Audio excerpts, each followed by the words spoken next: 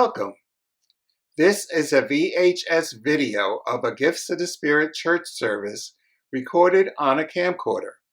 This service occurred on September 10th, 2000, and Reverend Carl R. Hewitt, the church founder and pastor, officiated. During the lecture, images of precipitated spirit cards were shown to the congregation on a TV screen. While the audience witnessed these images in vivid color, the camcorder was unable to capture the color. Therefore, I have edited this video to show the brilliant colors of the precipitated pictures instead of the original recorded images. While the video you are seeing has been altered, the audio track remains original, except for enhancing the voice tone and volume, making it easier to hear and understand. When a speaker is pointing to specific details of a card, the original images will be shown. When we hear the word precipitation, we think of the weather report, right? Okay. I have known of this, but I am not one of the, I do not have that gift of the Spirit. I do not have the gift of the Spirit, whereas they would use what is known as precipitated art, precipitated messages. I don't have those gifts. I'm hoping that one of these days, one of my students will develop something like this. I'd be happier than you could ever imagine. And, but they're so rare on the planet.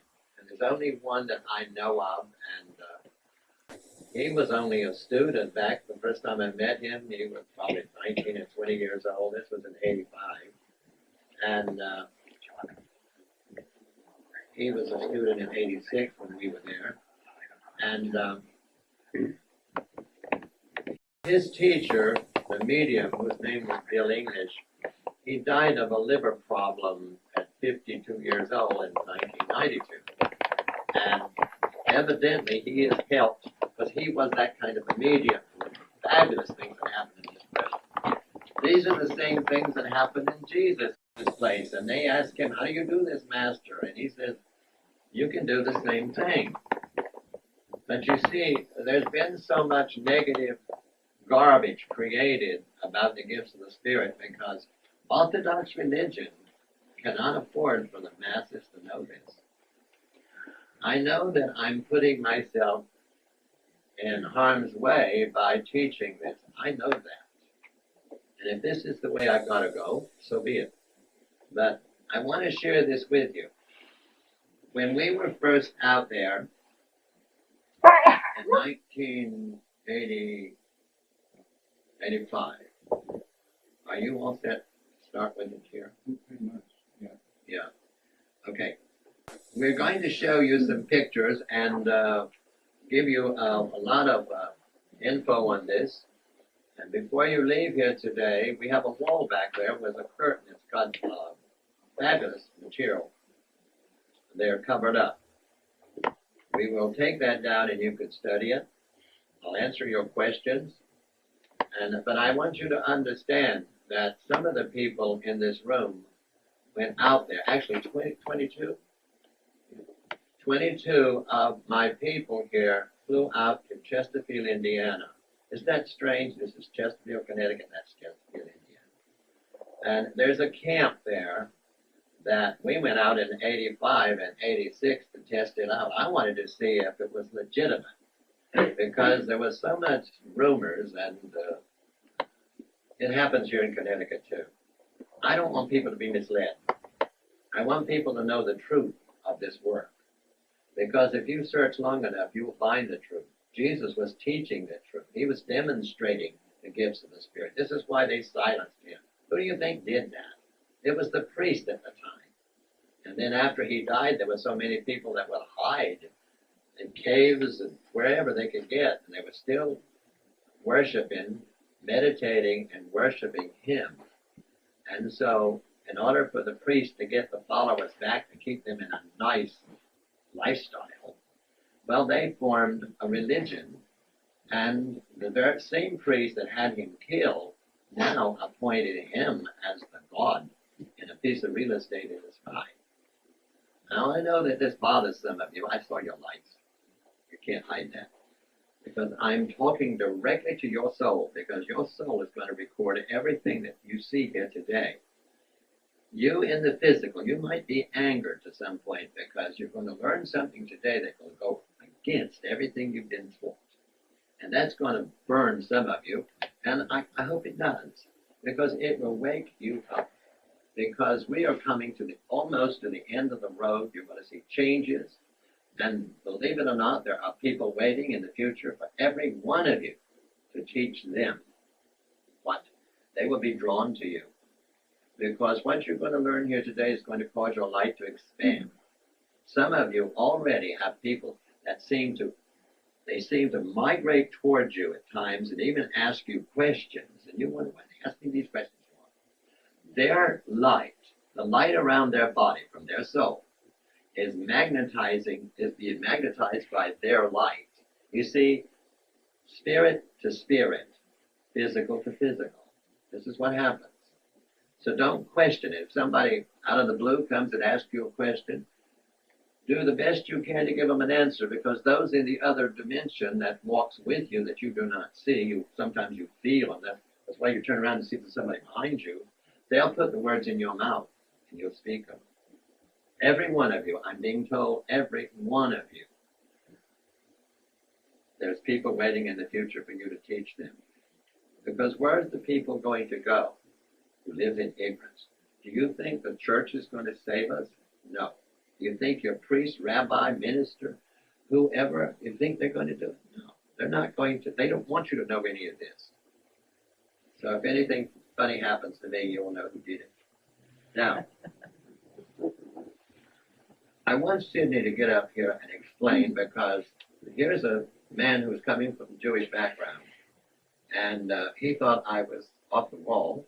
Maybe I am, who knows. Why don't you come up and start and telling them, and then come to the first thing where they use the picture.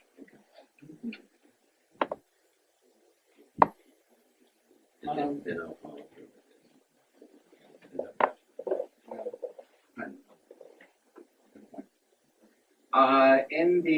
In the Bible, but when Jesus is on the way to be crucified, he's carrying his cross and he's hot and sweaty. It's always hot in Israel. And a woman, I think it was Veronica, came with a piece of cloth and wiped his face. And then when she took the cloth away, lo and behold, Jesus' picture was on the cloth. Okay, that's a biblical example of precipitated pictures, and that's basically what we're going to be talking about today. Out in Chesterfield, Indiana, there is a medium whose name is Hoyt Robinette. It's a picture of the medium that we took when we were out there a couple of weeks ago. And Hoyt is has a very interesting gift and very unusual, because he can do precipitated pictures. Again, as I said, they were found in the Bible. Precipitated pictures are very much like Polaroid films, okay, in a sense. Okay, in the old days, there was a pair of sisters called Bang Sisters, and they also did precipitated work, but they did it a different way.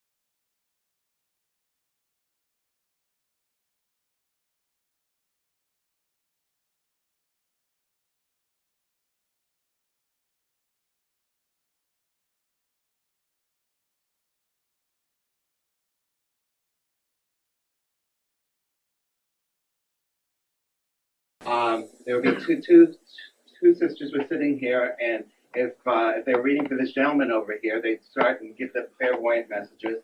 And then at some point within the reading, between them there was a canvas, and they'd pick the canvas up and they'd just hold it up.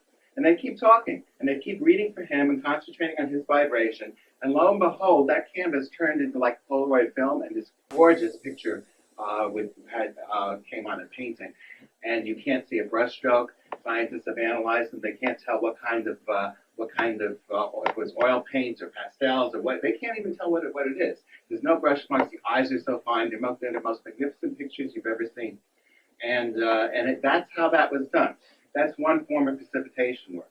Another form is what was called in the old days slate writing. Back in the 1850s, there was a revival of the gifts of the Spirit.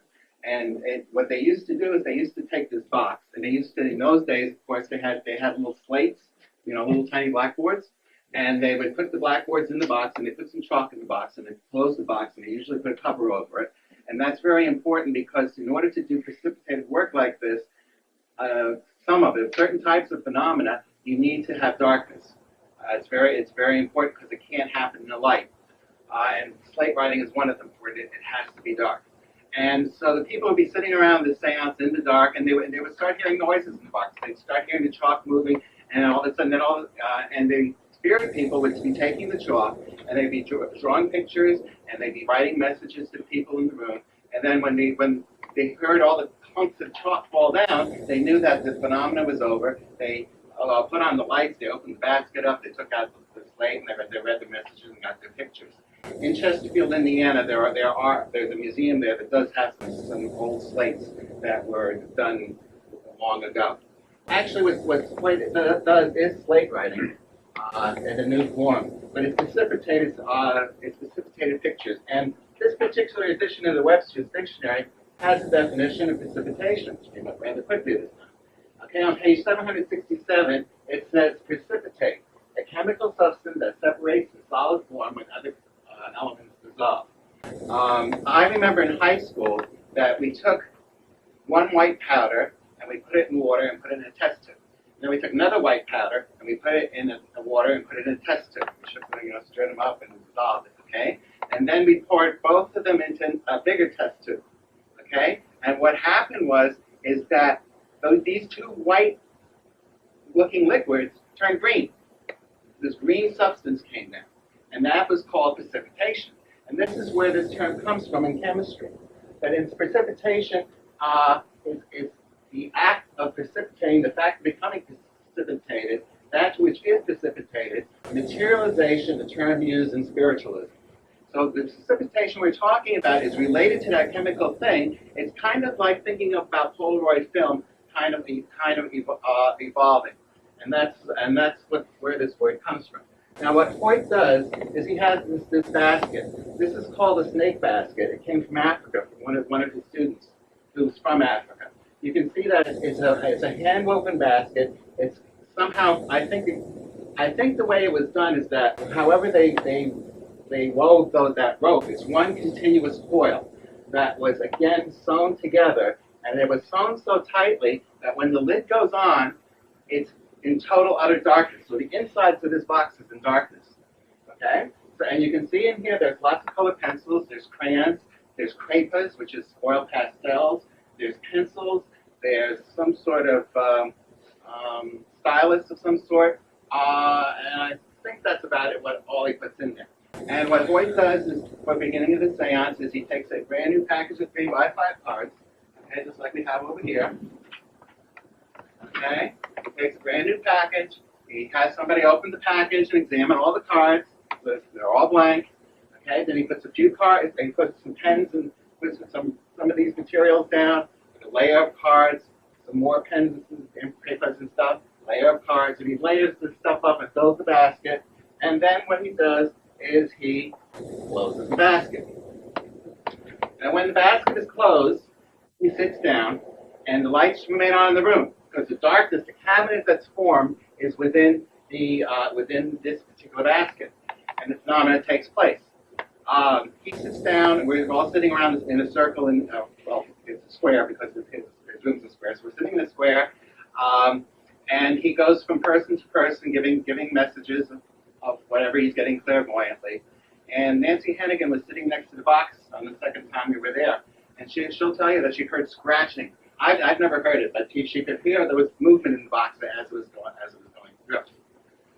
So that's basically how this works as far as the mechanics of it. The first card writing experience that I experienced was back in 1986, I believe, and it was with a different medium called Bill English. He was a trumpet medium. The trumpet medium works with these particular devices, okay, where spirit can use this, draw ectoplasm, which is part of the cells within the body, form a voice box in here, and people with their physical ears can hear what's going on. If you read the Bible very closely, and the good King James Bible, the one that so many people think is the only right one, if you read that one where in chapter 19 of book of Exodus, it says that and the voice of the trumpet grew louder and louder, and Moses spoke, and God answered him with a voice. And that is correctly translated. Many other Bibles do not translate that correctly.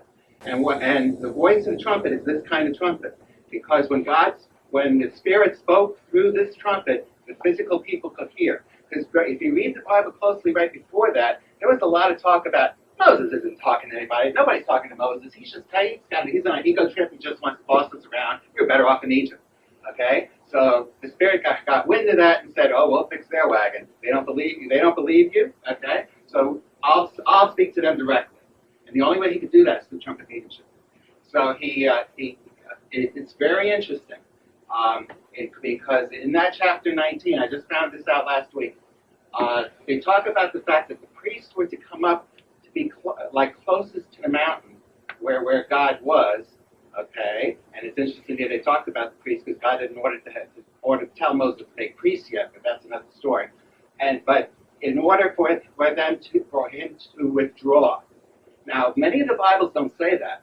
Okay, many of the Bibles said lots of other things which aren't correct. But what they were talking from is they wanted those priests there because if God needed more ectoplasm, he could withdraw it from them, and that's why that word "withdraw" is there. It's only in certain translations of the Septuagint Bible, which was one that went to Greek, that I found so far. Everybody else messes it up.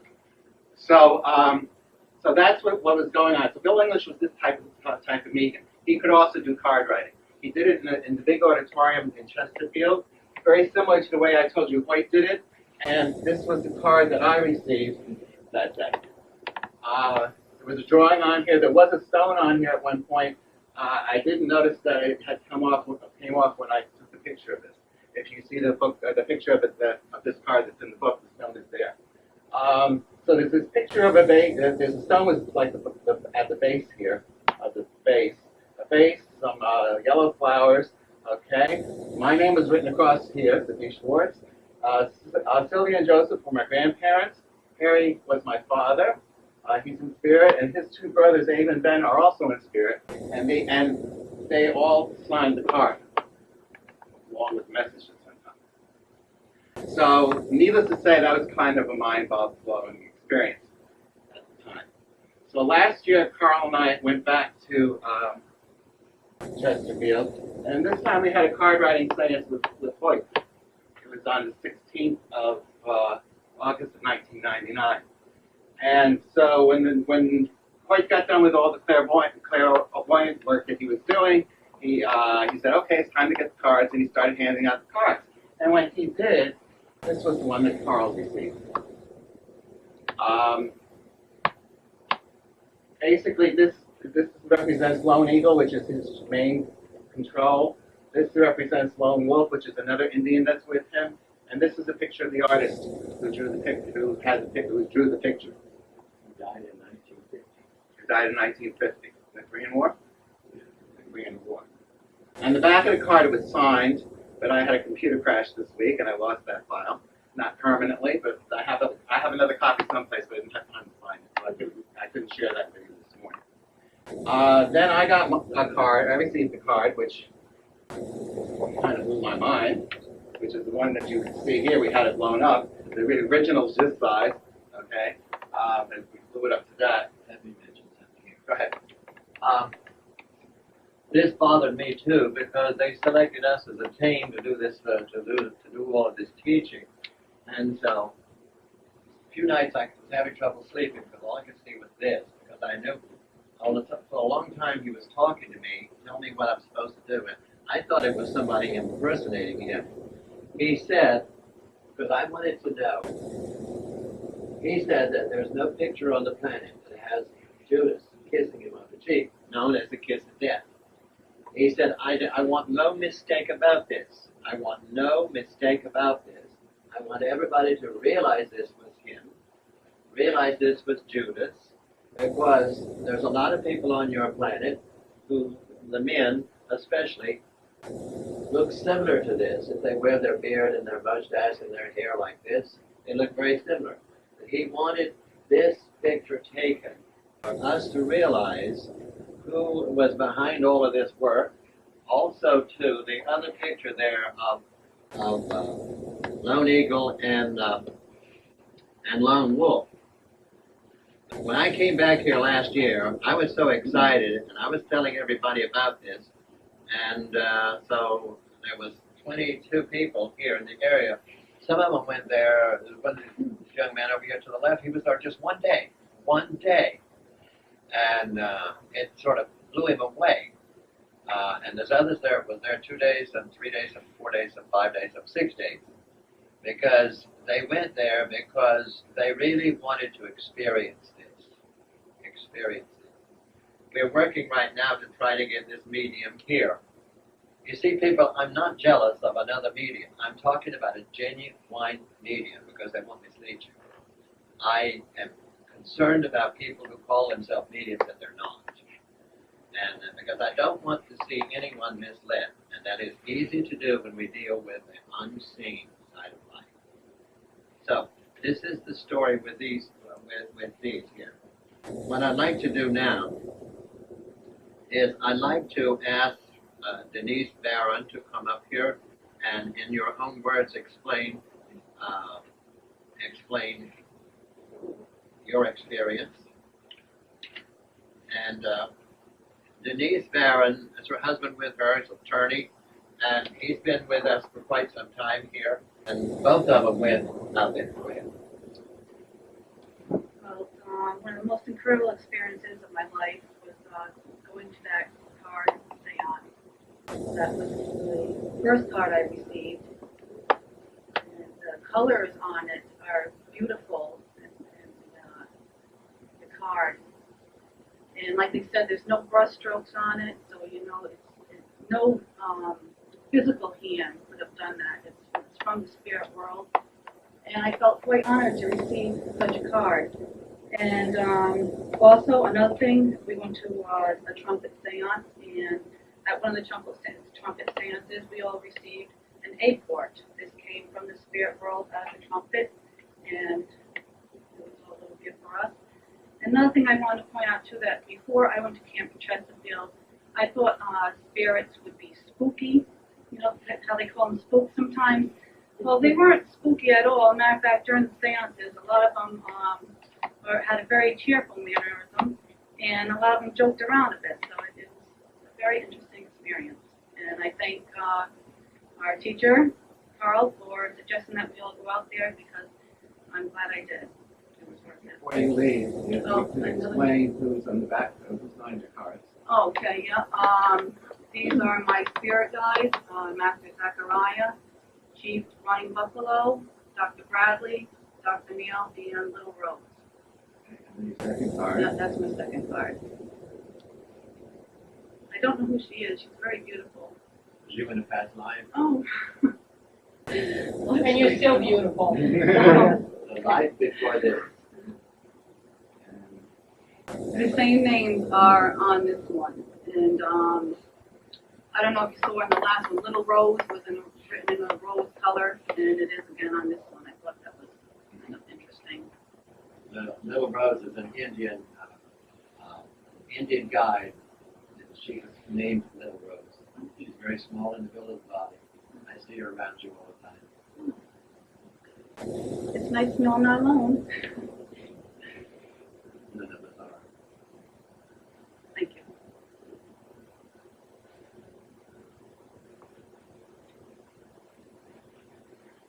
Mr. Barron, Glenn Barron, Denise is the husband. Would you share this with us? This is I think you have a lot to say. If those people are coming up, just know that I have both your cards scanned in the computer and the back. So when you tell me to flip over, I can just push the button. Well, as Reverend Hewitt had said, I'm an attorney. I've been an attorney for about 8 years, and I grew up on a farm, and attorney business and farming is quite similar, where you try to solve the problems with what you got. So I had learned early on that ignorance is really just a lack of knowledge, similar to darkness being a lack of light. And that premise was, it's not a judgment, because there aren't any judgments, but it certainly showed me early on that I have very few answers, and I don't have probably any of the right questions. But I found that as I've been in different courts, from federal court through probate courts, different courts, it always seems as though the structure is the same, where there's one person who has to make a decision over for a problem. But in the spiritual sense, that's not how it really works. It just seems that we have really been couched into a form of materialism that doesn't really ring true. What I use as a basis for that is that all of us seem to have intuition. I know I do, and many people do have intuition. And when they follow their gut reaction or their gut feelings, it's almost always right. And then when you try to describe what that gut feeling is, there's no words for it. It's just something that you know, and you just follow it, and that's the way it is. You can't really describe it. It's not an emotion, and it's not anything other than the way I describe it as knowledge. I mean, it's something that you know. And that's pretty much what we did when we went out to Chesterfield. We had all reached the level of the class, had reached the level of, or it seems that we had all reached the level in which the lessons that we had learned were something that we needed to have. But lessons have to lead to attainment, and the attainment is really what we wanted. And attainment was experience and wisdom and knowingness and knowledge. So this attainment all led to awareness. And what a lot of stuff when we went out there was that we had before then we were trying to break the mold of what we had already been taught. We always thought they had to pray, and in praying you always felt a lack. Well, I always did anyway. I would always pray, and I always felt, well, I'm praying. I want, I desire, I need, and being kind of ambitious, there was always a need for me to better myself. So I felt that spiritualism was, or spiritual awakening awareness was something that I had to evolve into. And if I didn't, then I would stagnate and I would die, grow old and die and get sick and kind of live the life of my parents. But I decided I don't want to do that. So instead, I started coming here with my wife, and in fact, she got me involved with it. And we found that Camp Chesterfield was a place where the rules of material world were suspended, and things happened there that were not magic, like this. Well, it wasn't fake. It was like magic in that you couldn't see how it happened, but it happened. It was point A, point B, and you couldn't see really what happened in between them, but it happened. I was there. I was in the room. I wasn't skeptical, but also I was kind of critical of watching the medium when he was over there to see if he was placing in the basket cards that were nothing. Not that I thought him to be a faker or anything along those lines, because I didn't. I was open-minded. I always liked walking into situations with my eyes wide open and not being led by on a cloud or something in La La Land. And he didn't do it. I was watching him. I was sitting right up front, and I watched him. The lights were on when he was putting everything together. I felt that there was no way there could have been anything else. And the pictures that came out were, of course, if you could see it, there's no brushstrokes. The detail is intense, and all of these names of these individuals have meaning. The second card deals with an Indian and you can see that there's a couple of children in it. There's a face in the corner, and Reverend Hewitt has advised us that that face up here in the corner that doesn't have any coloration was the arts. So there was a lot of things that happened to us. We felt as though the lessons isn't what we keep, it's what the attainment is, the wisdom, the knowledge, and the experience is really not, it's really what we need to get to. And we feel that these cards are a vindication of that. And at an earlier time, actually, about 3 or 4 months earlier, my wife and I had gone to North Carolina. We'd gone into the woods. We had a picture taken. My wife took a picture of myself, and there was a ball of light. It was about that big, not far from my head. And there was no way that that thing could have been anything but of another dimension. There wasn't anything when I was sitting there looking around, and that card, that picture, being so close in time to this, showed that there was no coincidence, that everything's on a cause and effect, and that cause and effect tries to awaken us, but most of the time we just don't waken up to it. We always think it's coincidence, we think it's my imagination, and what happens is we lose opportunities and to grow and to become better awakened. The names on my card was Orion, that was Master Orion. There's different levels of awareness, and there's different masteries. Entities on the other side are similar to us, in which if the more knowledge that you have of a particular area, the higher you attain. In the trainings, they say what is above is below, and so it's a layering effect. Master Orion is a master. Father Sebastian, Chief Many Waters. It's my name. Dr. Allen. The doctor in front is a doctor of divinity. We've been told so. And then Snowbird. So Snowbird is kind of a light-hearted. All of us need to have humor in our lives and a lightness. And when we don't, we seem to get too wrapped up, become out workaholics, or else the stress gives us medical problems. And everybody knows it, and we all do it. But if we listen to these are spirit guides, if we listen to our spirit guides, and if we are aware of them, like most of us aren't aware of them, I wasn't aware of them until just recently, then we're not open to them. It's like anything. How can you hear a voice when you don't know that there's someone there who's speaking to you? And so it's not a bad thing, but it's a good thing. I just wanted to say sorry I went so long. But thank you. Thank you. Dennis Goodare is not here. Dennis's cards, you can see this was his first card. It's quite an extraordinary, if you just look at the artwork and the coloring in the sky, it's just amazing, let alone the facial features. And that's people who signed it. And the second card is also quite amazing. This is the one that Spirit said, because we had already been given cards, Sid and I. And this picture here is to be on a book, whereas the title is written right in here. And now they know. Years and years ago, my God, I was a teenager. I kept seeing that book, and now they know. And what they're dealing with here is now the public knows the truth on communicating with Spirit. Now they truly know that we live beyond death. All of us, regardless of who you are, we have a belief system, you don't have a belief system, any of that. You live beyond death. And this is the cover that they want on this particular book, which is supposed to come out in the latter part or middle of next year. And now they know. There's a lot of people that are going within themselves, and they simply just know. Now, Brad Alls is not here. He's working today. And this was Brad's picture. Yeah. Again, you can see a totally different characteristic of a landscape.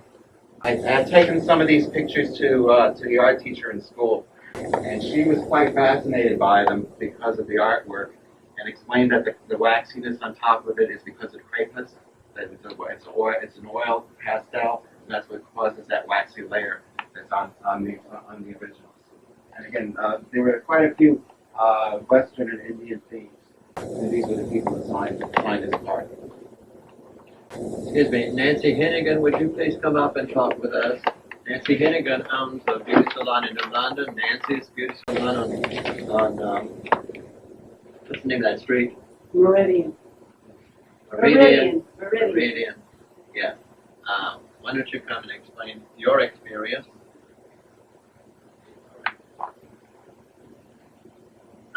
Well, first of all, just let me tell you where I come from. I grew up Catholic, 12 years Catholic schools, and early on, in second grade, I knew I didn't buy into the hell and the devil and purgatory. I just couldn't go there. It just never seemed right for me.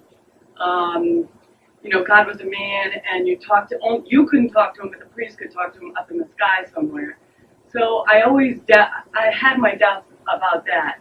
And then maybe 20, 25 years ago, I met Carl, and it opened up a whole new world. And it made a lot of sense. He tells me God's within me, and it made a lot of sense. And then I find out that I can talk to that God.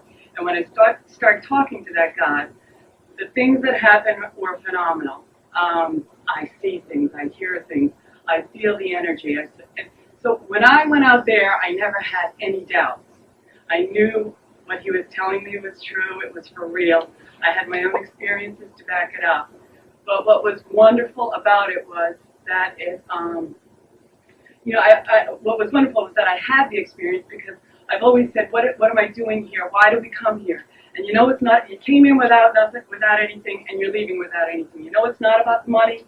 It's not about the number of toys you got. So I said, what's it all about? And it makes sense. It's about knowledge. It's about experience. So to be able to go out there and have this experience was what it was all about for me. And I walked around. I was only there for 2 full days. Took the red eye out and the red eye back, and felt like I was in another world, and I was. But it was about the experience, and I walked around for 2 days, and I just said, I am so lucky. I am so thankful. And so that enough of that. Let me just tell you a little bit about my pictures there. This was my first picture, and I thought, oh, a math card. But it was a little bit more than that. And actually, when I asked Carl, he explained that the gentleman was me. And 2,000 years ago, I was a teacher at one time. And that was me 2,000 years ago. Okay, and then these are my guides. And I want to tell you what I learned about my guides, because I went to a reading because I wanted to know more about these guys. And when we went there, we learned about these five guides. At the seance, we were introduced to our 5 guides who were with us. And I've always known that I've had guides, but not these guys, big ones. Carl's always told me that, somebody's here with you. But this was the first time that I was able to meet these guys. And then, what's the next card? And then this card came through in the second seance. And this looks like rough watering here. And if you look back here, and of course the light's the light. Back in here along this wall, when you look closely, you'll see the other pictures, but there are angels with big wings. So that was way cool. And a week later, it took me a week later, I found my butterfly. Because I was saying, oh, I wish I had a butterfly. And over here in the water, there's this little tiny butterfly. You can't see it here, but in the picture you can see it. But it's like drawn into the water. And, this right here, and if you look at that photo, this right here, and it's not real clear here, but way in the background there's, and everybody was saying, what's that? And you say, what's that? And for a week I'd say, I don't know. It's not a boat, it's a building, what is it? I don't know. And last Sunday I was having breakfast with a girlfriend, and she said, Nancy, what's that? And I said, oh, that's the castle in the sand. It just clicked like that, and I knew what it was. And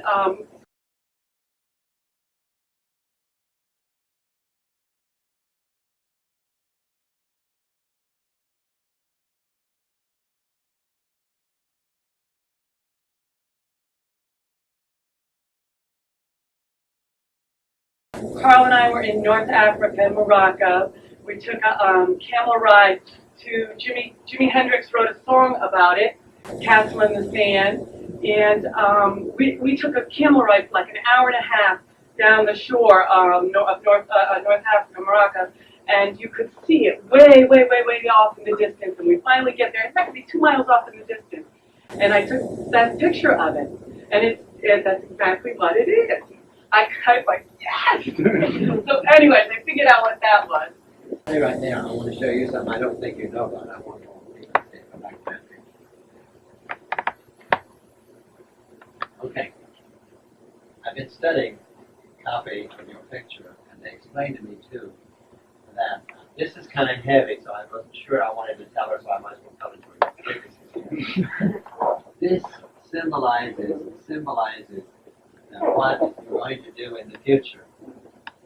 You notice that this is an explosion of light, which is knowledge. Okay? I'm sure they can see it back here. See this form here, people? This form.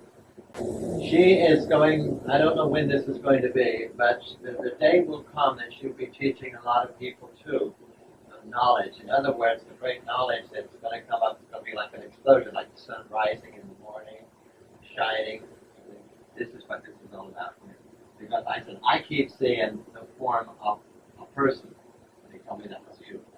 But that's yet to come, not in the past. That's worth a dollar.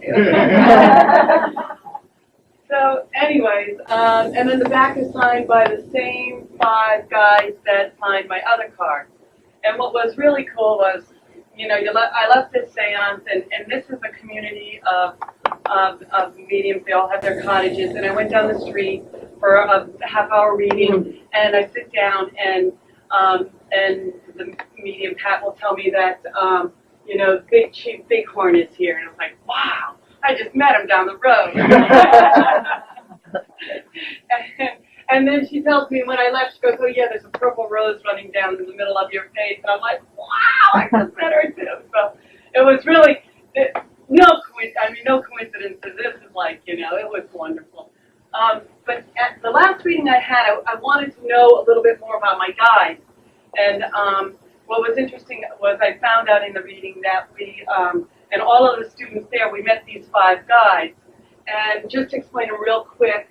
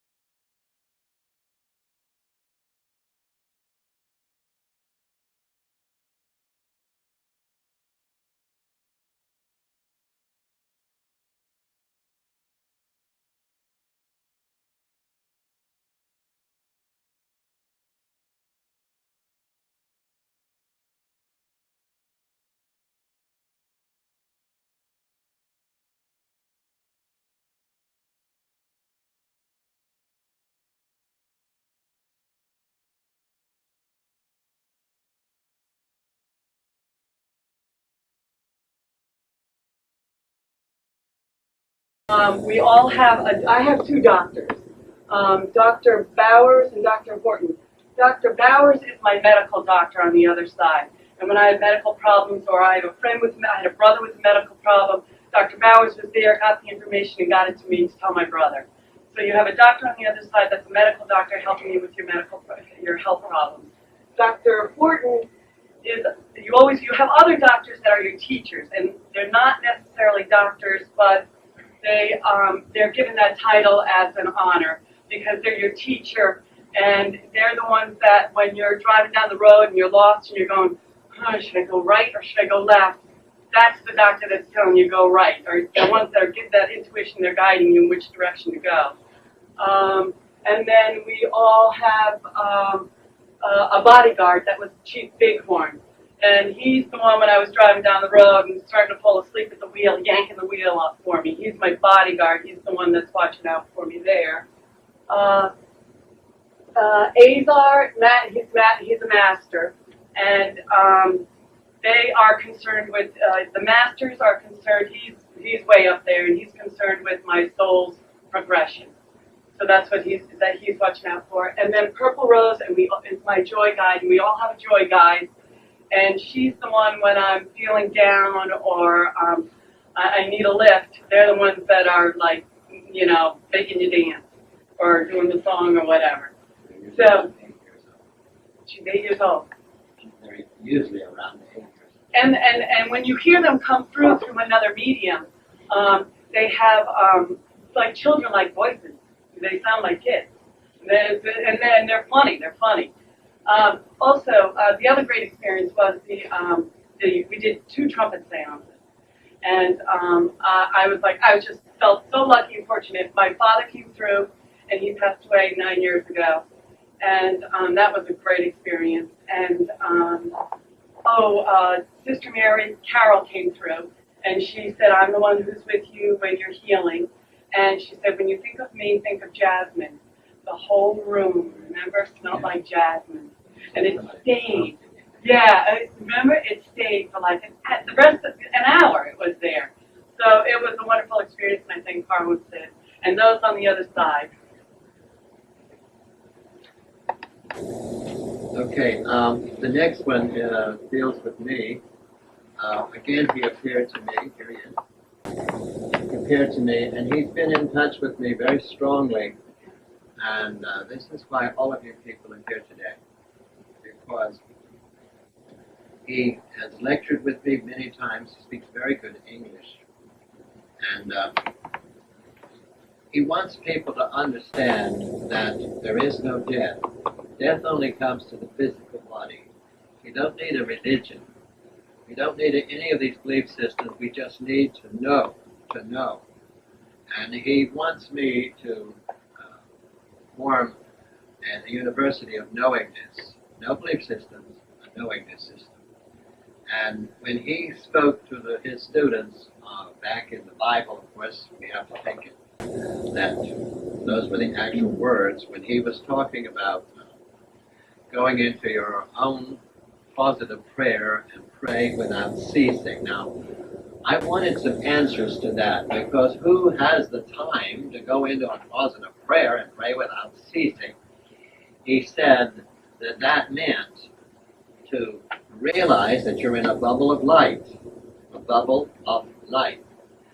And always know that the bubble of light is the God within you. That is the outer perimeter of the God within you. In other words, if you know that, and you see that in your mind's eye, then you are praying without ceasing. He said many of his words were changed.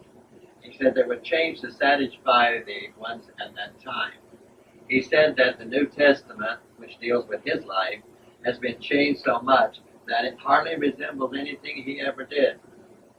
And he's sad that so many people have been misled, because he came to the world to teach the truth. And everything was changed. Everything was changed. He said that he came to the world to offer something free to the people. And he says, nothing is free on your planet today. He said, many people have lost their lives building these great big cathedrals in his name. And he said he had nothing to do with it. A lady heard about this and stopped by to see me the other day to listen to this. She said, she came down. I mean, I bring people down here. I don't go out there and holler from the rooftops. But I came downstairs after explaining this upstairs, and came downstairs and she looked at this and she stood. Her mouth was, she didn't know what to say. And then she says, but you're not Catholic. And I says, well, he wasn't either. And I said, he wasn't Protestant. Well, at that time, I felt sorry for her. Her eyes were flashing. I mean, to me, she was getting ready to go into orbit. And I said, he never taught a religion. I said, the only thing that he came close to was talking about spiritualism. Oh, he did not. I said, oh, yes, he did. I said, do you know the story about the woman at the well? And she didn't, so I had to get the Bible out and show her. I said, here is where he and his disciples were going from London to Hartford.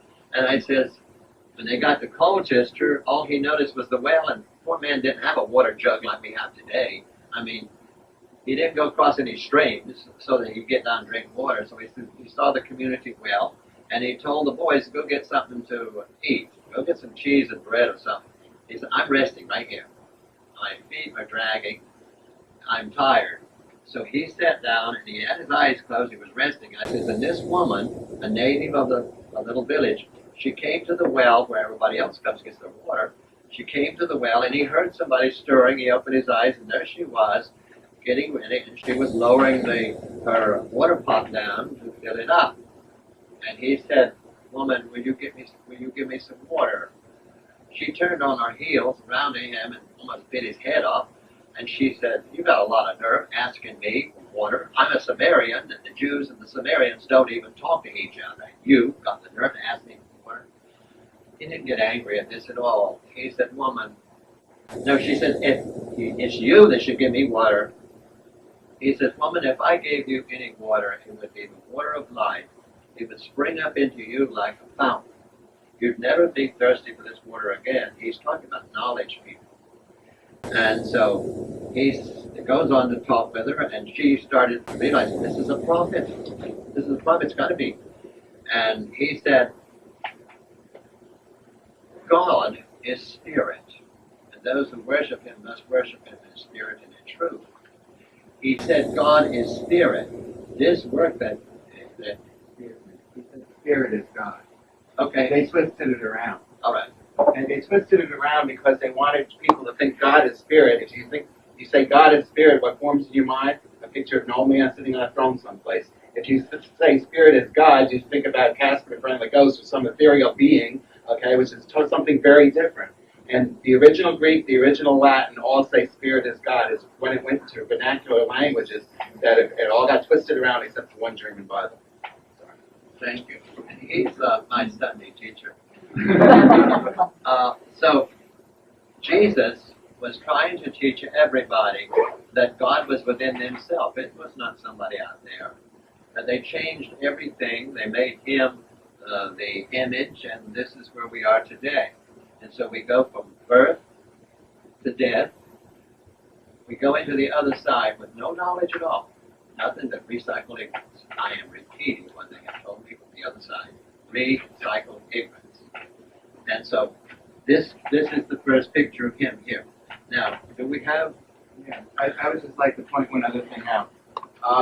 Last year, when we got that picture, his statue was being redone. And we didn't know who was going to be doing it or anything. And if you notice, the coloring in that and the clothing is almost identical to what's going on here. I've been studying this picture quite closely on the screen and looking at the face between the two pictures, and it really does look like the same individual, except he was a little bit more shocked there, so his face is wider. But if you look at this picture, and when it gets put on it gets blown up like that and put on that wall at the right of that picture, the colors blend right in. Did you see this picture over here? That one? It should go with that. It be your picture, my picture, and that. Okay, and the color scheme is going to work just together. Let me explain this while we're going any further. I did a seance in Charleston, South Carolina, April 24th, 1982, and there was no room in the building that they had rented, and so the city had to turn over a part of the Civic Center to us. And it went on for a whole week, and then when it was ended, some of the people that was in charge of making all these plans, they had rented this private dining room at a Chinese restaurant in North Charleston. And God knows, I don't know how many people, that place was packed. And so it was at the end of the meals when they went around with baskets of those, those fortune teller cookies. And they came over, and I wanted to have a little fun because it was such an update. It was wonderful. And so I told the people, I said, don't any of you open those little cookies. I said, let's have a little fun. So I told them, I said, I'm going to have the lady to my left, I'm going to have her start. We'll go all the way around the table because it was made like a huge horseshoe. And I said, I'll be the last one to open mine. And of course, everybody was having fun. You know those things, you've done it yourself. And when it got all the way around to me, I broke mine open and I couldn't speak. I couldn't speak the words. And everybody knew. Everybody could probably tell the expression on my face. So I handed it to this lady, and she couldn't speak it either. She handed it back to me, and I handed this person. This person couldn't speak it either. And the message was, you will be the guiding star of his existence in the near future. Now, can you people picture that on one of those little things in a Chinese restaurant? Doesn't sound like it at all. There's an artist up in New Hampshire. He and his wife comes down here quite a bit, and they were here. They heard about this, and he copied this down. And then, I don't know, a year or so later, he came in with this. He's an artist, and a great one at that, and he painted this, and he brought this down. Surprised me. You notice there's a strip in the middle? He did this, and then he framed it, and there's hinges here and here and here, so this can fold right up. I thought I could take it with me when I travel. And so here is the way they work. The other thing, too, that little strip of paper was green. Not one person in the room got one that was green. It was all amber. Everyone was amber in the room. These are the experiences. There's a lot of people in this room that have had experiences that you did not realize it was dealing with the other dimension, because it can't get through to you, see? Now, let's go on to the next one. Lone Eagle. Lone Eagle is the spirit control that's been with me since I was born, because when I used to, because I was an outcast, so, the family and everything else. And so I found a place in a huge oak tree, because we lived right on the Inland Waterway in southeastern North Carolina. And there was a big live oak tree, many live oak trees around there, but the one right in front of the house, where I would climb way up at the top, and then I could see over the beach, I could see the ocean. And I spent a lot of time up there. And oftentimes I would be up there. Over here on this other limb, there was a young Indian. He was always seemed to be about my age. We would talk. And kids that age, they don't say, well, where do you live? Who's your mother and father? None of that stuff. And it was years that I didn't see him. And then one day he appeared to me again, and he said, have you figured out who I am? I said, what do you mean? He said, I'm not physical. And I don't know what I said. But anyway, he explained to me that he was a spirit. He knew me before I was placed in the womb. And he's here, and he would be with me. He would be with me all through this physical life. And he would be there with me when I left this physical body. Well, that's the case with all of you people.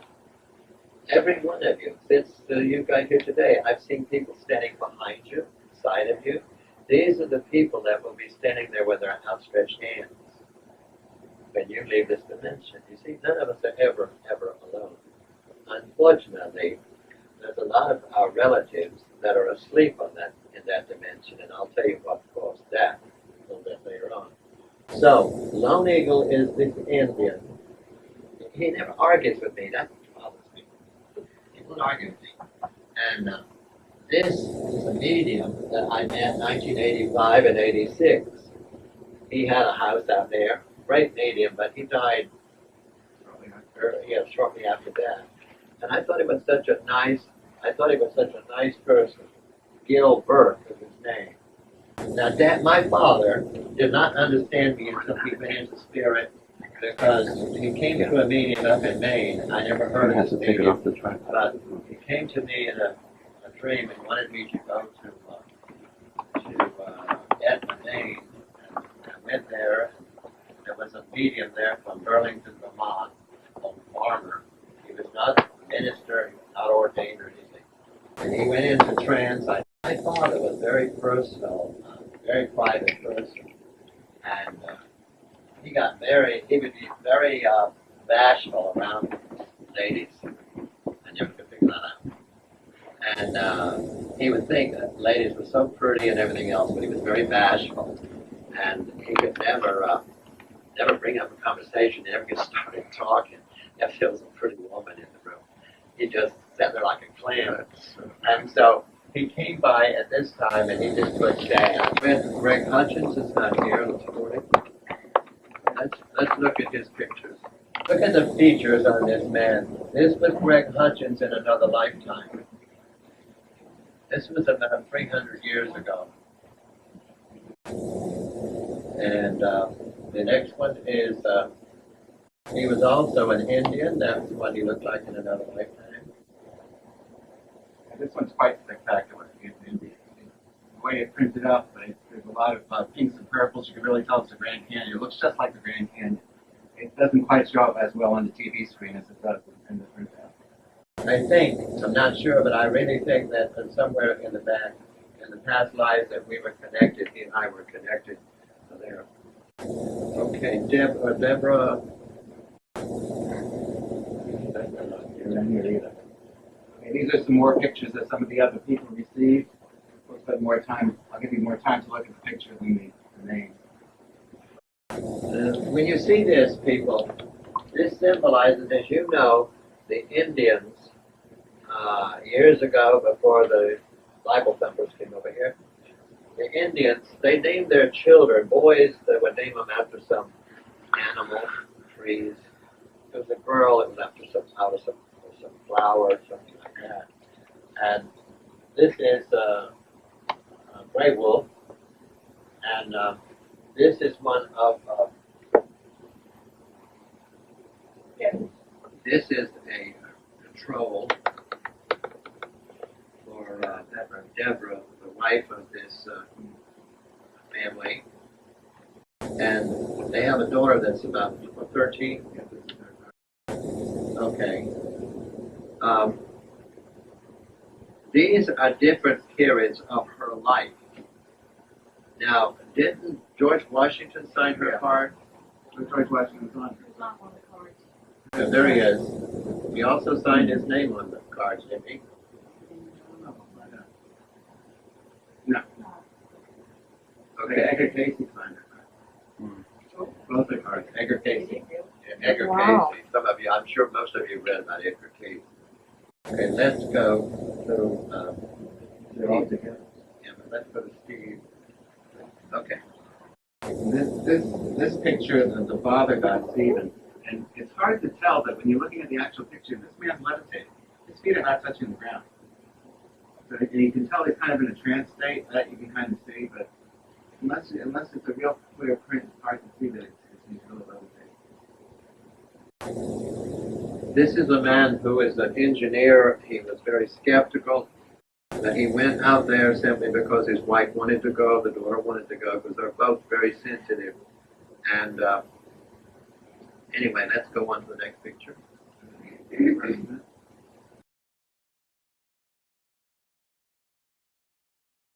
Oh yeah, this is Scott. This is a young man that was in, oh yes. You're welcome to all. I'm going to talk about Scott's picture because Scott, although he's not my biological son, he is my son with love and everything else. And Scott's in college, and he went out there with me and experienced Camp Chesterfield for himself. And he was very, very skeptical about anything to do with spiritualism. And by the time we left here, his mind had certainly opened up a lot from the experience he shared. One of the people that signed his card, this person here, was John. John was a man who lived with his mother for multiple years, mostly from Scott's teenage years. This man, when he was here on the earth plane, and I mean in physical body when I say that, was not a very nice person. He treated the children terribly. I mean, he would abuse them, etc., etc. And he accidentally, the mother eventually moved on and threw him out. And he accidentally killed someone when he was drunk because he was an alcoholic. And after he became sober and realized what he had done, he killed himself. And so this is the type of person that, when you think of a religious basis, you would think he would be in hell, not in the spirit world. And the fact that he came through on the card for Scott, Scott was just very, very pleased. Very, very pleased. And also we had a trumpet seance, and in the trumpet seance, this man came through and spoke to him. And I didn't realize until after the seance, but Scott said, I am so glad he spoke to me, because ever since this happened, I wanted to speak to the man. And I couldn't, of course, anymore. And what he said to Scott was, if I had known what I know now, things would have been different. And interestingly enough, Scott has a twin brother, Gary, who goes to college in Ohio. Gary went to Camp Chesterfield at a separate time. We went in August, and Gary just went over the Labor Day weekend, and that name appeared on Gary's card too. It was on their card together, and so he was also very, very pleased. And then my cards are right after Scott's because I'm LAR. Susan Lara was my name, by the way. And unlike many, many people here, I come from a quality assurance background, also an internal auditor background, and I'm very skeptical of everything because my job in the physical world is just analyze everything, take it apart. How does it work? Why does it work? Why doesn't it work? So as a result, I have a tendency to walk into situations and be a little bit more observant than most because I'm looking for the reasoning behind everything. So I was very pleased. This was my first card of it. And I have Master Philo and Mother Mary, Dr. Meninger, Big Tree, and Bluebell with me. And then my second card was this one. And he represents a healer. And it was kind of strange because I didn't realize until I came back from Camp Chesterfield about a week after I was back that I had had a reading with a separate medium out there because there are many, many gifted and talented people, although Hoyt is wonderful because you actually get something physical that feeds that physical need that we have. But there are many, many other talented mediums. And when I went in to sit down for my reading, they said, you have great talents. And I said, well, what two areas do my talents lay? And they said in healing and in teaching. And if you notice, the first card was a prophet speaking, and this second card is the representation of healing. So I would recommend that everybody start learning a little bit more about your spiritual side because you do have two bodies. Thank you. Okay, the next person that went, some of you people might know him, David Lynn. For years, he's the postmaster in Salem, and for years I have been trying to get him very quietly, get him involved with the class because the light around this man's body shows me that he could be very, very gifted, especially in the field of healing. And I finally got him here, so I'll let him tell you his story. When I was about 7 years old, I come from a background of Baptist. And I remember one day there was a lot of turmoil in our family. And I guided my mother to go to church. I said, I think we should go to church today. And that helped my mother to get through everything. And she still goes to church today.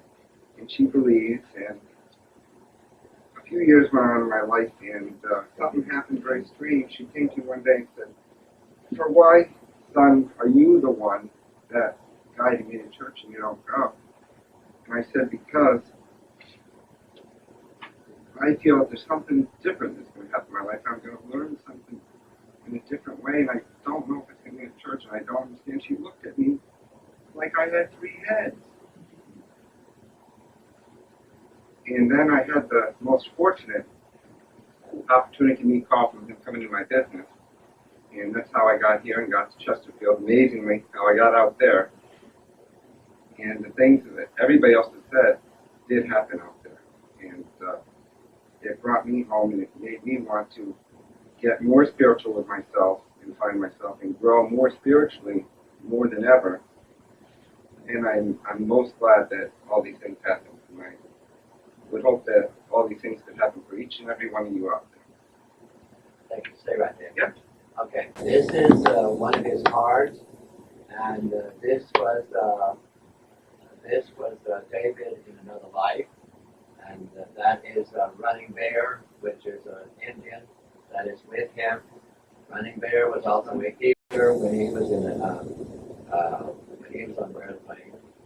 There's a Dr. Perry. I'm sure that he's a doctor in divinity. Dr. Is it Larrabee? Larrabee, yes. White Swan, there's an Indian.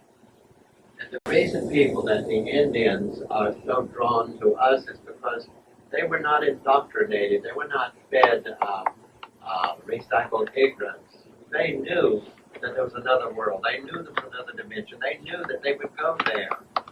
and never be judged, you see. And this is why they're drawn so much to us, because they feel sorry for us. They really do. And this is why so many of them have attached themselves to all the people here. The next one, Micah, who is a student over here at college, he just he started this past Tuesday, a new job in the mountains of North Carolina, and a great, great person.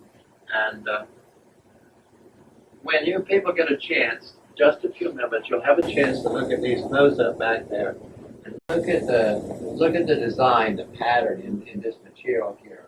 I mean, it was just like it was done with a camera rather than in any other way. It's unfortunate he's not here because that central figure on the left looks exactly like him in his present life. He has that red, bushy, curly hair in the back and the pointed nose. It's like he's looking back at a past life experience, the way I interpret it. But. Yeah, true. And go on from there. There it is. He was an Indian in a past life. I have not been able to get the tribe name, but he was an Indian. I'm going to rush it up a little bit here. The next person that we want to share this with is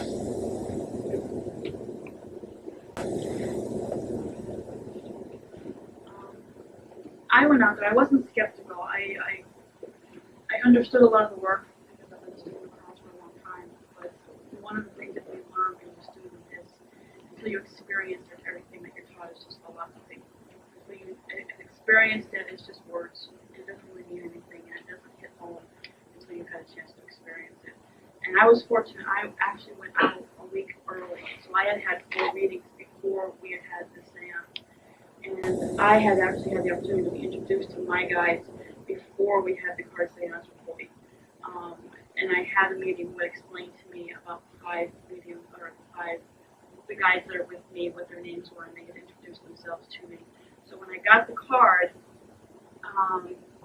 when the card was flipped over, all the names that are on the back of the card are the names of the guides that I have been given by another medium. Dr. Pratt is a doctor of divinity, and the way it was explained to me is they're the ones that work with us on a day-to-day basis and help us with our morality and decision making as to what's a good thing to do, what's not a bad thing to do, kind of working with our decision making.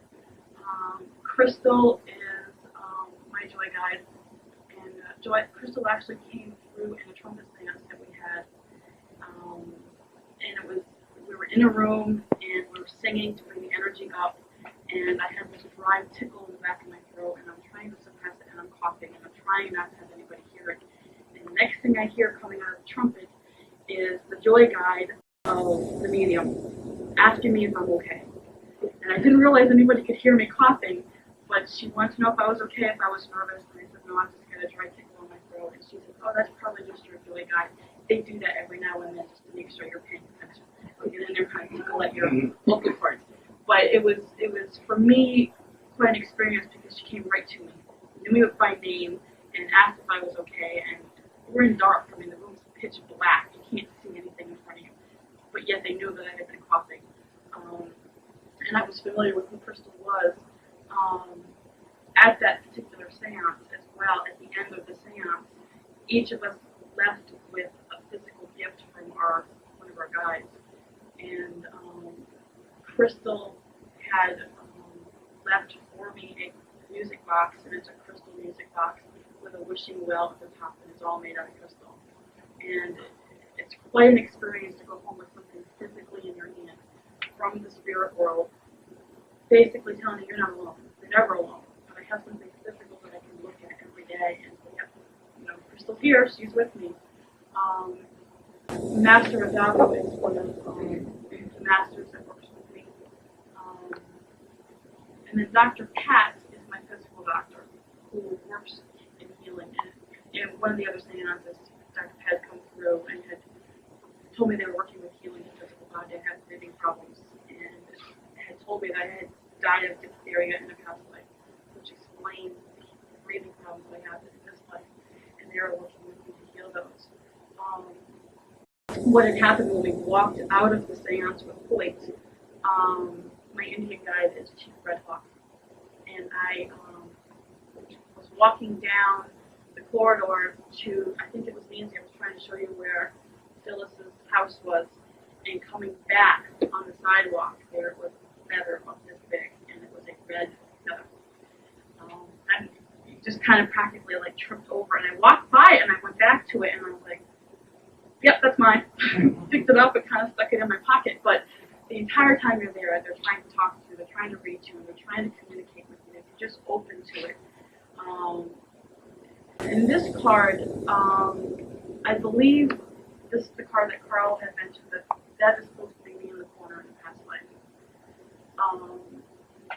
And I had had readings in the past that said that I was a midwife and I had been a healer. That's that card represents to me. And the same people that signed my first card signed this card as well. What it gave for me was just, it took me from believing to knowing.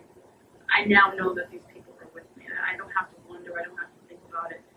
What it also gave me was an identity for people that are with me. And it helps me to call upon the people that I need for certain things. And the way that I explain to people is, you know, if your bathroom sink explodes, you're not going to call an electrician, you're going to call a plumber. So now that you know who your guides are, if I'm having my back is bothering me right now, it's Dr. Pat that I'm talking to. It's Dr. Pat that I'm trying to come forward and help with healing my body. Because I don't need my bodyguard. I don't need my Indian chief. I need my doctor healer. So once you know who your guides are, you know who to call. And you're not going to call the plumber if you need the electrician. So it helps you to stay plugged in. And they will make themselves known. And they've made themselves very known. And now I just know that they're there. I don't have to believe, I don't have to wonder. This was just a validation that we're not alone. I mean, we're never alone. Even when you're by yourself, you're never alone. And talk to them and they will come to you. For me, I tend to be real dense. It takes a lot for them to kind of get through to me. So I know they've been talking to me for years. I just haven't been paying attention. I was listening to it. Now that I'm quieting myself down and opening up, they're coming to me and they're making themselves known. And since we got back, my dreams have been much more vivid. I'm actually remembering my dreams. I don't understand them, but I'm actually remembering them, which is messages that are coming through from them. But it is validation. I don't want to take part of the experience of taking it out there and turning the philosophy into experience. I own it. I was just told there are 6 people in the room that you were burned at the stake before because you had the gift of the Spirit. If you find yourself here afraid of fire, then you're the one. You're saying 6 of you burned at the stake. Now, Jesus said to also that to knock and the door shall open, ask and you shall receive. This is what this is all about. When you ask those in the other dimension, they will come and help you. But if you create an image of somebody in a piece of real estate in the sky, they do not answer that because your focus is on something out there which does not exist. Okay. The next person that I want to talk to you is Peter Shackler, and he's a student who is our sound man here. He's from the University, Conn College, and I'll let you tell him. I'll let him tell you the story. I actually have the originals, so that you guys can get a feel of it. You haven't seen them, you get a feel of the actual texture of it. There's really no point in echoing a lot of the things that everybody said. I feel the same way as mostly everyone here, but what I do want to build on is what Diane just said about the philosophy aspect of it. I think it's important for us to realize that, our belief system, that's our philosophy. And the philosophy, whether or not we're aware of how we think, what we think, that affects our day-to-day life. It affects our interactions with people. It affects the experiences we're going to have. So, me myself, I was raised in a religious background. I really don't need to get into that, but I did meet Carl a few years back after I went through a period of my own questioning. and I came upon the Ramp to White book. Now, that's a book I recommend for everyone in here. It's right up there. And she sells it up above. And basically, when I read that book, it went completely, it completely expanded everything that I believe in. So since that time, which was about a few years ago, I've been trying to take that new philosophy that I accept and to build it into myself, to experience it. And that's been a process of weeding out the old philosophy, day by day, like moment to moment. It's a very conscious process. And for anyone that's going to do it, it is a conscious process. And people are going to drop out of your life. It's nothing to be scared of, but it does take effort. But what I'm trying to get to is this right here, for me, it's amazing, but it doesn't really appeal to me in as much as it does just take me from believing to knowing. Because during that process of changing philosophy, there's always that old attitude that says, really, am I really doing this for a reason? Is this, it's just in my imagination, whatever. But that just solidified a lot, and it's helping me to go forward the direction I want to go. That's basically all I got to say. Thank you very much. Cindy, the next one is you.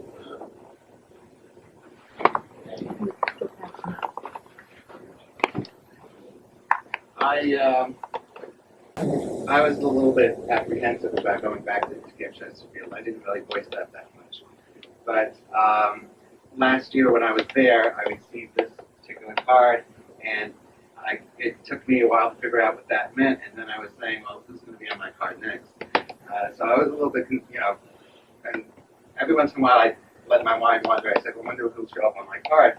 And I would think, well, I'd really like Awan to show up, the angel without a name, with the spirit that I've been talking to. But since he wouldn't reveal his name, I doubted that he would reveal a picture of himself. And the night before, I'm laying down in bed, again, pondering what's going to happen tomorrow. I said, well, Jesus came last year. Maybe Moses will come this year. Then I said, you got to stop this. This is getting too much, If whatever happens, happens. And I went to sleep. This is the first card I got. And this is Awan. It was, Carl has said it's what he looked like in his last life. Not what he looked like in the spirit world. And I was really pleased when I got this. It was quite exciting. And yeah, I wanted the people to notice in particular the light field around him. I'm sure you people can see that. See this auric field of light around his body? Okay, that is what I see around all of you. Some of you, the light is expanding way out here. When you get involved in this work and you start digesting, recording in your soul, in other words, when you get into the knowingness rather than just belief system, the knowingness, knowledge feeds the light, so the light expands. There's 4 of you here where your light is expanded as far as you can reach the light. In other words, huge bubble light. You did that. I didn't. You did. Okay, Sid, come on back. And you notice right closest to the body, it's even bluer. And that's called the blue corona of the auric field. So,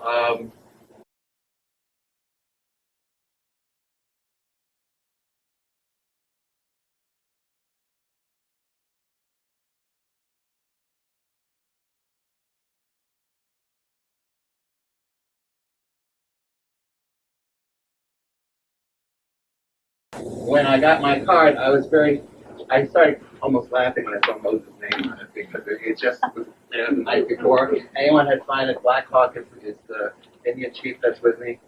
Billy, Don English was the trumpet medium, and Ben Schwartz was my uncle, my father's brother. The next day, I received this card, which I still haven't really figured out, unless it's a message for me to explore this culture a little bit more. That face looks very much like a stone face that was from the Olmec Indians, and I believe that was in Mexico, I think. I have to double check it. It was in Belize. Was it Belize? There's something I haven't told him. I've already contacted the travel bureau. I can't afford it. trying to find, we've got to go to Belize because there are ruins in Belize. Belize is that little country in Central America. And they have ruins there, but you can only get there with a boat. You can't get there with a plane or a car. And there's a hidden city there that was discovered by an airplane pilot back in 1940 when the engine stopped and he had to bail out. And he came down into this jungle of which everybody thought that was part of the jungle. It was the pyramids that over the years had grown up. And so no one knew that there was ruins there of an ancient city. And that's where both of us were involved in teaching. But you were the head honcho there. Me? I was saving that for last.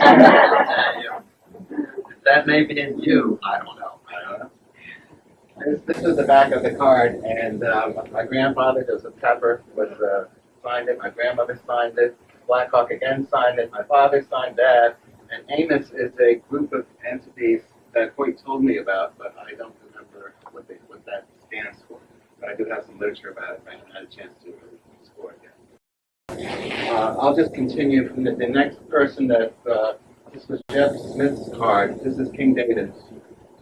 It's an extraordinary portrait of, I suppose, what David looked like when he was on the earth plane. And he was King David. Jeff, what's King David? Jeff Smith is a young man. He's in the Navy. No, he just got in the Navy. He's about 25 years old. He got married at 20 years old. 2 children. He's very spiritual, and I've been talking to him for a long time, trying to get him, but I have to deal with his wife because she don't want nothing to do with this work. She's very Baptist. I tried to tell her I was Baptist too, but I didn't do it. And so this is that picture you just saw this is another picture of him since that time. King David was 3,000 years ago. This was 1,800 years ago here. And that was in Morocco, and he was going all about teaching and preaching. Notice how his hands are clasped so tight. He's in deep prayer there because he hasn't had any food, and he's very tired. And he met up with some people there in the area that some of them tried to abuse him, and because they thought he was a faker, and but he was very spiritual. So this is why he's here today, because he's been into different religions in many of his lifetimes. You see, so that's Jim's Jim. Down lower left. So down here, Jesus signed his name here. He was a very spiritual person. He is today. He's a great person. Paula Stokely is not here today. She's from New Jersey, and she was being baptized in another time. I think that was back in, if I'm not mistaken, in 200 A.D. And the next picture,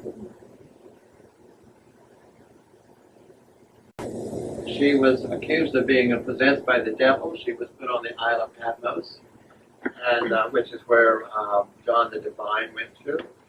And these priests have come down, and they're praying for the devil to leave the body. You understand what I mean? Because the church does not want people to understand all this truth. They don't want people to understand any of this. Ken Thomas. Yeah, Ken Thomas is one of the men in the area that puts up these big towers for the telephone systems. This was Ken in another life here. Ken Thomas, Lord Lanto, and Dr. Mr. Arvita. These were the controls here at Camp. I'm trying to move it a little faster here. Go to the next picture. Yeah, there it is. There's a beautiful picture. Does this look like somebody that drew this? I mean, it looks like it was done with an expensive camera. The actual one looks so 3D. That doesn't come across on the screen as much. Yeah. Beautiful. Let's go on to Larry. Now this is Larry. He works for the airlines. He lives in Chicago. Every chance he can get, he hops on a plane and comes out here, gets involved with what's going on here. He went with us out there, and this is a picture of he himself in another lifetime. I don't know where we're going back with this. I don't know how far we're going back. I've not been told that. Take a look at the next picture. Next one. There it is. I can tell by the cars in the background here that this was not too long ago. I think it was in the early 60s. And this was somebody that is with him all the time. I've seen her with him, but I don't know who she is. That seems to be a closed case as far as the spirit people are concerned. I don't know if they want him to know it or not, but it looks like a photograph. These are some cards that were given to Hoyt, the medium himself. Every once in a while, he'll open the basket up and he'll receive one. And this is one.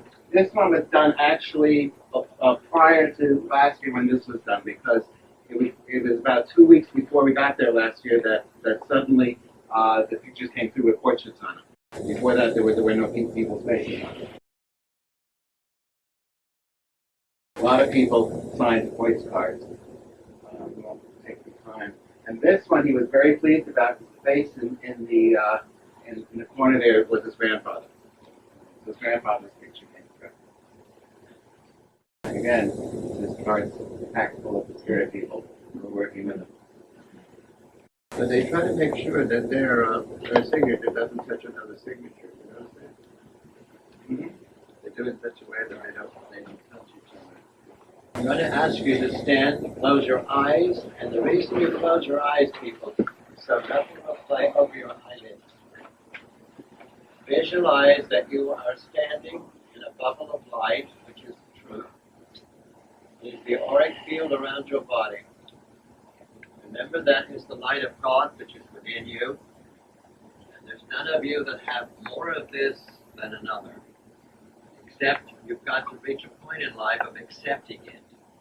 And the more you call on the Lord God of your being, the more it will wake up and come to you and do its work. Because unless you own it, accept it, communicate with it, it's going to stay right there asleep, which is a problem in itself. Lord God of my being, Lord God of my being, unto the Father within, unto the Father within, come forward this moment, this hour, come forward this moment, this hour, and walk in front of me, and walk in front of me. My divine spirit, My divine spirit, my holy, holy spirit, my holy, holy spirit, let me follow you let me follow you into forever. into forever. So be it. So be it. Lord God of my being, Lord God of my being, thank you for making it possible thank you for making it possible that I be here this day that I be here this day and to share this teaching and to share this teaching and allow me to take it into forever. and allow me to take it into forever. So be it. So be it. Lord God of my being, Lord God of my being, I sincerely thank those from the unseen side of life I sincerely thank those from the unseen side of life for walking with me for walking with me and helping me to come out of the darkness and helping me to come out of the darkness into the light of understanding and knowledge. into the light of understanding and knowledge. And I ask them to stay behind me as the wind at my back, And I ask them to stay behind me as the wind at my back drive me forward and drive me forward into the light and understanding of great knowledge, into the light and understanding and great knowledge.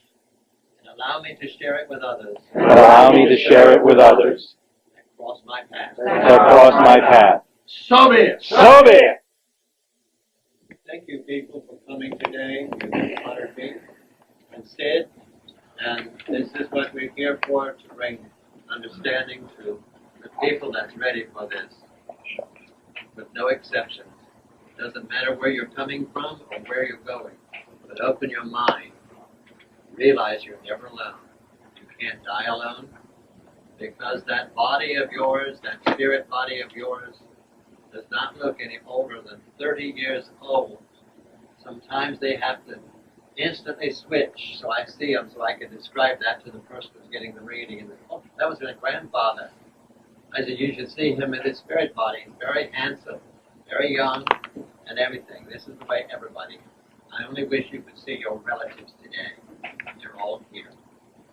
Thank you.